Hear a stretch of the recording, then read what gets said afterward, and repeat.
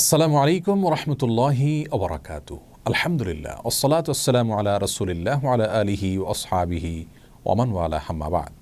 সুপ্রিয় দর্শক শ্রোতা ভাই বোন, গর্ভবতী মায়ের জন্য গর্ভাবস্থায় কোনো খাবার গ্রহণ করা অথবা না করা, বিশেষ কোনোভাবে চলা অথবা না চলার ব্যাপারে কোরআন এবং হাদিসে কোনো দিক নির্দেশনা আছে কিনা আজ আমরা সে বিষয়টি জানার চেষ্টা করব ইনশাআল্লাহ তাআলা।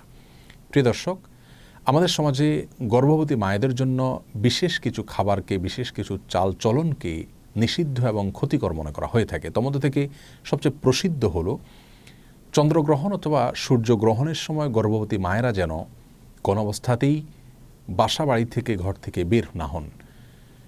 অনেকে মনে করেন যে চন্দ্রগ্রহণ সূর্যগ্রহণের সময় গর্ভবতী মায়েদের জন্য কোনো কিছু কাটাকাটি করা, কোনো কিছু কুটা, এটা উচিত নয়। যদি করেন তাহলে সেটি তার গর্ভস্থ সন্তানের জন্য ক্ষতির কারণ হতে পারে।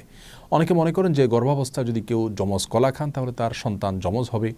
অনেকে মনে করেন যে গর্ভাবস্থায় কোনো মায়ের জন্য ডিম খাওয়া উচিত নয়, তাহলে সন্তানের চোখ কুসুমের মতো হলদে বর্ণ হবে। ডাব খাওয়া উচিত নয়, তাহলে ঘোলাটে হবে। অমুকটা খাওয়া উচিত নয়, তাহলে তমুকটা হবে। এরকম আরও নানা রকমের ধারণা রয়েছে। অনেকে মনে করেন যে গর্ভাবস্থায় কোনো মায়ের জন্য কোনো মুরগি, কোনো হাঁস এ জাতীয় কোনো কিছু জবাই করা উচিত নয়। যদি করেন তাহলে সেটি তার গর্ভস্থ সন্তানের জীবনের জন্য ক্ষতির কারণ হতে পারে। অনেকে মনে করেন যে গর্ভবতী মায়েরা প্লেট ইত্যাদি চেটে খেলে, মুছে খেলে ভালো করে, তাহলে সেক্ষেত্রে তাদের কন্যা সন্তান হওয়ার সম্ভাবনা রয়েছে। অনেকে মনে করেন যে কোনো বাসায়, কোনো বাড়িতে, কোনো ঘরে যদি কোনো গর্ভবতী মা থাকেন তাহলে রাতের বেলায় সেখানে বাহির থেকে মাছ আনা উচিত নয়। যদি আনতে হয় তাহলে আগুন ইত্যাদিতে ছ্যাঁক দিয়ে প্রবেশ করাতে হয়। আর এরকম নানা রকমের ধারণা আমাদের সমাজে প্রচলিত আছে। প্রিয় দর্শক, এই ধারণাগুলো সম্পূর্ণরূপে ভ্রান্ত, ভুল এবং কুসংস্কারাচ্ছন্ন বিশ্বাস থেকে আমাদের মধ্যে জন্ম নিয়েছে। এর মধ্যে কিছু কিছু ধারণা রয়েছে যেগুলো চরম আপত্তিকর এবং একই সঙ্গে হাস্যকর। যেমন যমজ কলা খেলে গর্ভবতী মায়ের যমজ সন্তান হতে পারে। এই ধারণাটি শুধু ভ্রান্তই নয়, একই সঙ্গে এটি হাস্যকর এবং আপত্তিকর। একজন মায়ের জন্য বা যে কোনো বাবার জন্য একটি গর্ভ থেকে যদি একাধিক সন্তান জন্ম হয়, সেটা তাদের জন্য খুশির বিষয়, আনন্দের বিষয়। এটা কখনো তাদের জন্য ক্ষতির, এটা তাদের জন্য নিষিদ্ধ কোনো বিষয় হতে পারে না।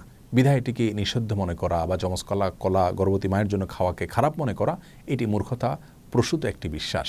সেই সাথে যে কোনো মুসলিমের জন্য, যে কোনো মানুষের জন্য খাবারের পাত্র, প্লেট, এটাকে ভালো করে মুছে চেটে খাওয়া উচিত।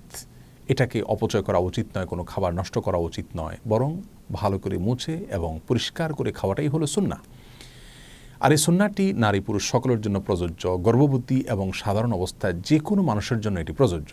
সুতরাং প্লেট পরিষ্কার করে খাওয়া বা মুছে খাওয়া, চেটে খাওয়া, এটাকে খারাপ মনে করা, এটাকে অপয়া মনে করা, নিষিদ্ধ মনে করা, সেটি মূর্খতা এবং সুন্নাহ বিরোধী একটি বিশ্বাস। আর প্লেট মুছে খেলে গর্ভবতী মা কন্যা সন্তান জন্ম দিবেন, সেটি প্রথমত ভ্রান্ত কথা। দ্বিতীয়ত, কন্যা সন্তান জন্ম দেওয়া এটা তো ভালো বিষয়। কোরআন এবং হাদিসের কোথাও পুত্র সন্তান জন্ম দেওয়ার জন্য বিশেষ কোনো ফজিলতের কথা আমরা জানি না, কিন্তু কন্যা সন্তান জন্ম দিলে সেক্ষেত্রে মা বাবার জন্য সেটি আখিরাতে নাজাতের মাধ্যম হবে, জান্নাতে যাওয়ার উপায় হবে, এরকম বিভিন্ন হাদিসের কথা আমরা জানতে পারি। সুতরাং এই সমস্ত ভ্রান্ত বিশ্বাসগুলো আমাদের সমাজ থেকে দূর করার চেষ্টা আমাদের করতে হবে। প্রিয় দর্শক, মনে রাখা উচিত একজন মুসলিমের কি করা উচিত, কি করা উচিত নয়, কি খাওয়া উচিত, কি খাওয়া উচিত নয়, কোন জিনিসটা তার জন্য কল্যাণকর আর কোনটা ক্ষতিকর, এটি জানার দুটি উপায় রয়েছে। তার প্রথমটি হলো ওয়াহি তথা কোরআন এবং হাদিস।